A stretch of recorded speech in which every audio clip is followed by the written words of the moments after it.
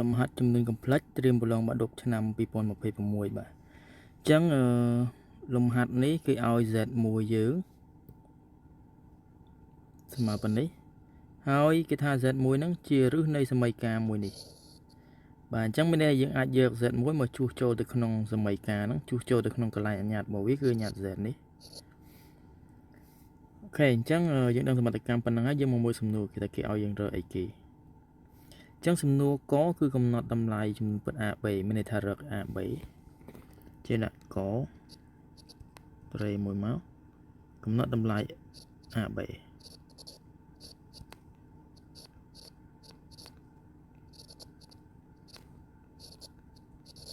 អូខេអញ្ចឹងយើងរក AB តាមណាគឺយើងរកតាមរយៈការចំនួនមិញនឹងឯងនៅពេលដែលយើងចំនួនអានឹងចូលទៅក្នុងសមីការហ្នឹងទៅដោយសារវាជាឫសទើបយើងអាចជួសបានបាទអញ្ចឹងពេលយើងជួសចូលទៅយើងនឹងបានសមីការចំនួន complex អញ្ចឹងយើងអាចធ្វើការផ្ទឹមអង្គទាំងសងខាងតួដែលមាន i ជាមួយមាន i អត់ i ជាមួយអត់ i អញ្ចឹងទៅយើងនឹងរកតម្លៃ AB ឃើញហើយបាទអញ្ចឹងយើងចំនួនតែម្ដងនឹងថាដោយ Z1 ស្មើនឹង1បូក i ឬ3ជាឫសនៃសមីការនៃ AZ ការ៉េបូក BZ បូក4ស្មើ0អញ្ចឹងយើងចំនួន Z1 ចូលទៅក្នុងហ្នឹងទៅអញ្ចឹងនាំឲ្យយើងបាន A កន្លែង Z1 ជួសចូលទៅក្នុងហ្នឹងទៅគឺ1បូក I ឬ3ការ៉េបាទពោះ Z ការ៉េបូក B ហើយ Z1 1បូក I ឬ3បាទហើយបូក4នៅដដែលស្មើ0អញ្ចឹងយើងធ្វើការពន្លាតវាបន្តិចមកហើយយើងចាប់ឲ្យមាន i ម្ដុំអត់ i ម្ដុំដើម្បីផ្ទឹមរវាងអង្គទាំងសងខាងនៃសញ្ញាស្មើអញ្ចឹងកន្លែងនេះយើងអត់ទាន់អាច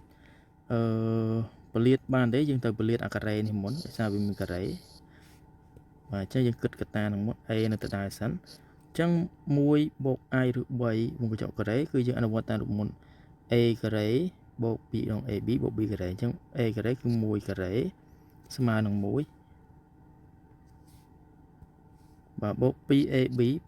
2គុណ1គុណ i ឬ3អញ្ចឹង 2i ឬ3បាទ b ការ៉េគឺ i ការ៉េបាទ i ការ៉េឬ3ការ៉េប៉ុន្តែដោយសារ i ការ៉េស្មើនឹងដកអញ្ចឹងដក1ណាអញ្ចឹងនៅសល់តែ3ពួក i ការ៉េស្មើដក1ហើយឬ3ការ៉េបាន3អញ្ចឹងកន្លែងនេះចេញលេខ3បាទនេះយើងអាចពលាតបានហើយកន្ទុយក្រោយនេះអញ្ចឹង b បូក bi ឬ3បូក4ស្មើ0បាទអញ្ចឹងកន្លែងនេះយើងស៊ីសងកន្លែង1ជាមួយនឹងដក3នេះវាចេញដក2គុណពលាតទៅបានដក 2a ហើយ a គុណជាមួយ 2i នេះបាន 2ai ឬ3បាទបូក b បូក bi ឬ3ដដែលសិនទៅបូក4ស្មើ0អញ្ចឹងយើងអាចចាប់ឲ្យមាន i ម្ដុំអត់ i ម្ដុំបាទអញ្ចឹងដក 2a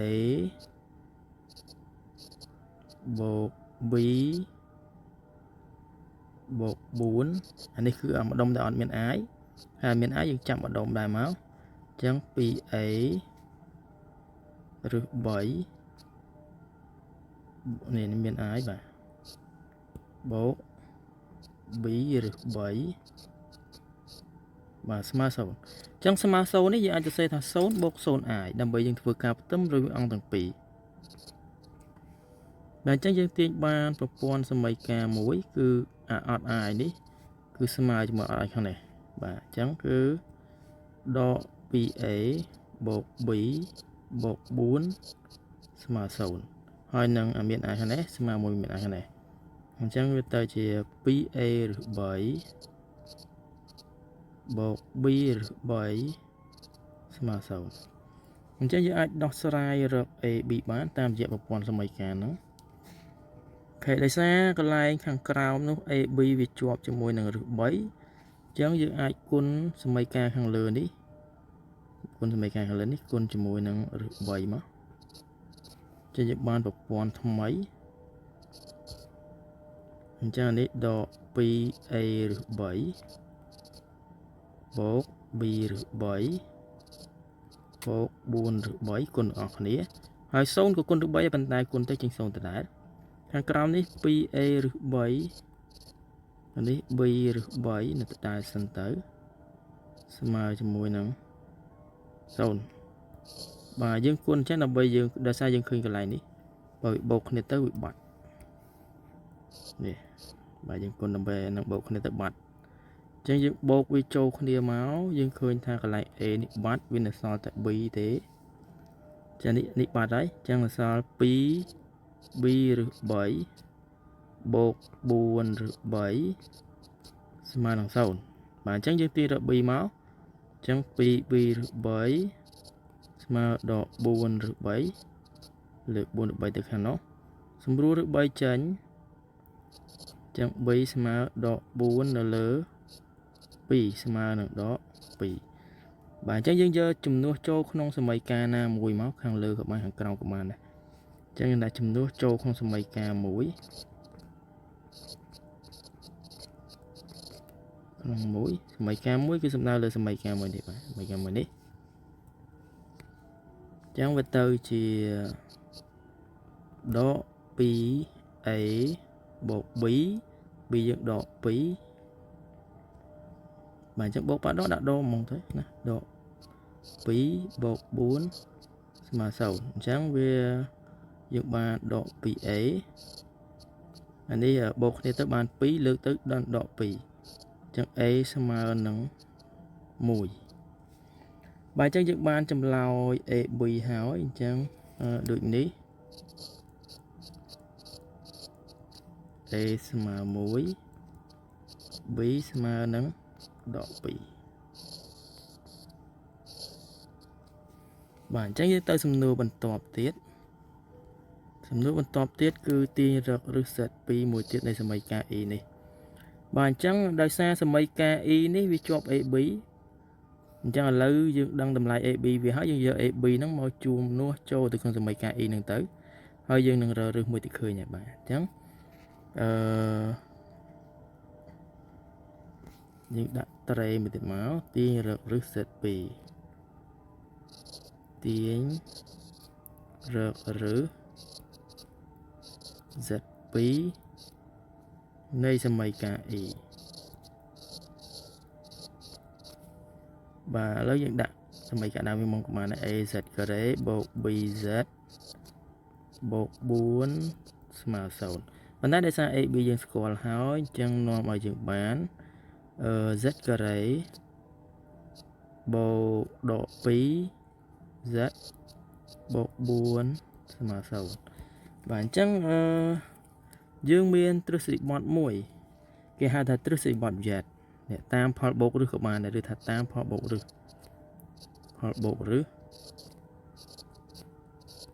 ាទផលបូកឬZ1 បូក Z2 ហ្នឹងឬទាំងពីរនៃសមីការដេក្រេទី2ហ្នឹងបូកគ្នាហ្នឹងគឺស្មើជាមួយនឹងដក B នៅលើ A BAB ហ្នឹងគឺសំដៅទៅលើ AB របស់សមីការនេះមិនមែន AB ដើមរបស់វាទេណាបាទអញ្ចឹងគឺសំដៅទៅលើ AB នេះបាទ AB នេះអានេះគឺ A អានេះគឺ B បាទ AB បាទ ABC មាន C មួយទៀតអញ្ចឹងគឺស្មើជាមួយនឹងដកឲ្យដក2យើងចំនួនទាំងអស់គ្នាដើម្បីទាញរកមកទៅអញ្ចឹង Z1 យើងស្គាល់ហើយគឺស្មើនឹងZ1 គេឲ្យមកនោះគឺស្មើនឹង1បូក I ឬ3 1បូក I ឬ3ចឹងយើងចំនួនទៅ Z1 គឺ1បូក I ឬ3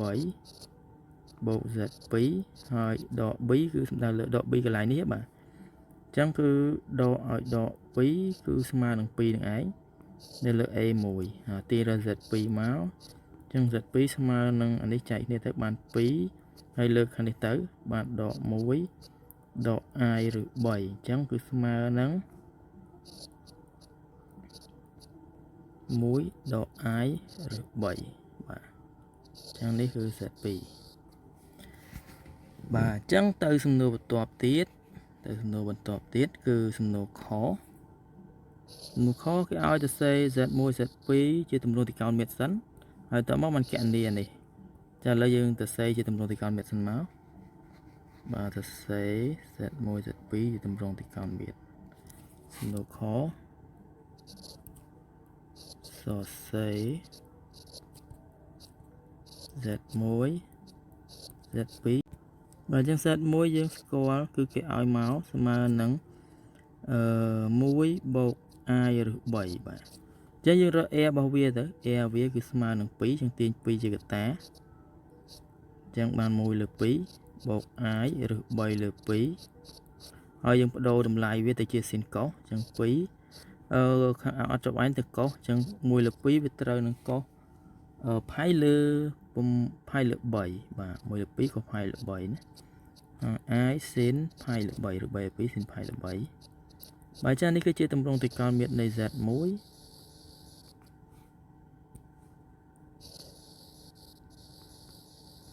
បាទហើយ z2 គឺ1ដក i ឬ 3 តាមដែលយើងរកឃើញមិញហើយ a វាគឺស្មើ2ដូចគ្នាទាញ2យកតាបាន1លើ2ដក i ឬ 3 លើ 2 អញ្ចឹងតម្លៃមុំវាដូចតែគ្នាខុសតែអីគេខុសតែសញ្ញាបន្តិចអញ្ចឹងយើងដូរវាទៅមុំសិនទៅយើងកផាយលើ 3 ដក i ស៊ីនផាយលើ 3 បាទអញ្ចឹងវាខុសសញ្ញាគឺកុសសញ្ញាបូកស៊ីនសញ្ញាដកអញ្ចឹងវាស្ថិតនៅក្នុងកាត់ត្រង់ទី4អញ្ចឹងយើងបដូរវាទៅជាកុសនៃមុំដកវិញបាទដកផាយលើ 3 បូក i ស៊ីនដកផាយលើ 3 បាទនេះគឺជាទម្រង់ទីកោណមេត្រនៃ z2 ហើយយើងទៅសំណួរមួយទៀតបាទសំណួរមួយទៀតគឺឲ្យគណនា z1 គីបលើ z2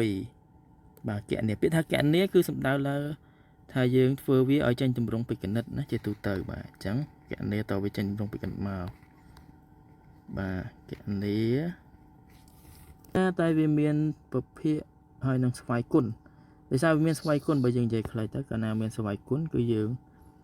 ត្រូវប្រើទម្រង់ទីកោណមេត្រដែរអញ្ចឹង z1 ស្វ័យគុណ3លើ z2 យើងប្រើទម្រង់ទីកោណមេត្ររបស់វាណា z1 គឺ2កុសផាយលើ3បូក i ស៊ីនផាយលើ 3 ហើយឥឡូវស្វ័យគុណ3ដាក់ស្វ័យគុណ3បើពេលខាងក្រោមនេះគឺ2កុសដកផាយលើ3បូក i ស៊ីនដកផាយលើ 3តាមសំណួរមុនណាបាទអញ្ចឹងយើងគណនាស្វ័យគុណនេះសិនចាំយើងគិតទៀតអញ្ចឹងកាលណាស្វ័យគុណអញ្ចឹងទម្រង់ទីកោណមេត្រអញ្ចឹងខាងមុខកន្លែង model វានេះលើកស្វ័យគុណអញ្ចឹង2ស្វ័យគុណ3 8ហើយខាងក្នុងនេះកន្លែងមុំនេះគឺយើងយកអាតម្លៃនេះគុណចូលអញ្ចឹងទៅជា3ផាយនៅលើ3ផាយលើ3សម្រួល3ចោលទៅបានកុសផាយបូក i ស៊ីនផាយបាទអញ្ចឹងខាងក្រោមនេះនៅដដែល2កុសដកផាយលើ3បូក i ស៊ីនដកផាយលើ 3ហើយយើងអនុវត្តតាមរូបចំនួន20ទម្រង់ទីកោណមេត្របាទខាងមុខចែកខាងមុខ8ចែក2បាន4ដល់ពេលមុំខាងក្នុងនេះបញ្ចូលគ្នាទៅជាផលដកអញ្ចឹងយកមុំនេះដកមុំនេះអញ្ចឹងផាយដកឲ្យដកផាយលើ3ប៉ុន្តែដកប៉ះដកយើងអាចទៅសេថាបូកហ្មងទៅអញ្ចឹងបូកផាយលើ3បូក i ស៊ីនដូចគ្នាបាទផាយ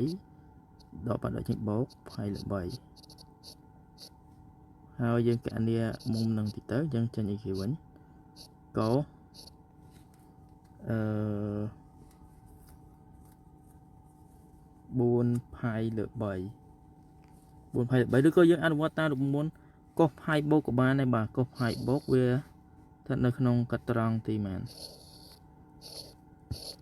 កុស pi បូកនៅកត្រង់នេះបាទអញ្ចឹងកាលណា pi បូកនៅក្នុងកត្រង់ហ្នឹងអញ្ចឹងកុសមានសញ្ញាដកហើយស៊ីនសញ្ញាដកកុសសញ្ញាដកស៊ីនដកដែរអញ្ចឹងអាកន្លែងហ្នឹងយើងអាចទៅជាដកកុស pi លើ 3 មកទៅព្រោះបើយើងបូកវាចេញមុំ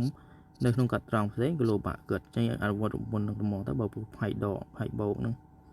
អញ្ចឹងនេះទៅជាដក i sin pi លើ 3 ព្រោះសញ្ញាដកអស់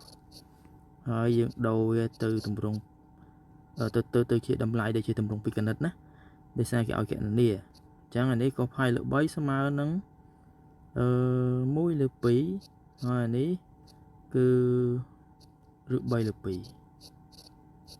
បាទហើយយើងពលាតវាតិចមកអញ្ចឹងនេះបាន4លើ 2 ដក 2 នេះគុណចូលទៅសម្រួលនឹង 2 ក្រោមបាន 2i ឬ 3 បាទនេះជាចម្លើយអរគុណច្រើនហើយសង្ឃឹមថាបងប្អូននឹងខិតខំហ្វឹកហាត់ទៅតាមគំរូនេះបន្ថែមទៀតបាទហើយជូនពរបងប្អូនទទួលបានលទ្ធផលល្អទាំងអស់គ្នាបាទអរគុណ